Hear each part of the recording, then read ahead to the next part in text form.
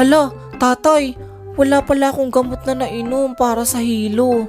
Ayan, sinasabi ko na nga ba, bumili na lang tayo kapag nasa bayan na tayo. Ganun na nga ang ginawa namin, sa bayan na lang kami bumili nun at doon ko na din ininom yung gamot. Oh, Jid, pumasok ka na. Ang baho, tay. Nahihilo agad ako. Umayos ka, Jid ah, huwag kang susuka dyan. Umalis na rin yung van nun at di pa man kami nakakalayo nun, nasusuka na agad ako. Tay, nasusuka na ako. Asan yung plastic? Ano? Kakaalis pa lang natin ah.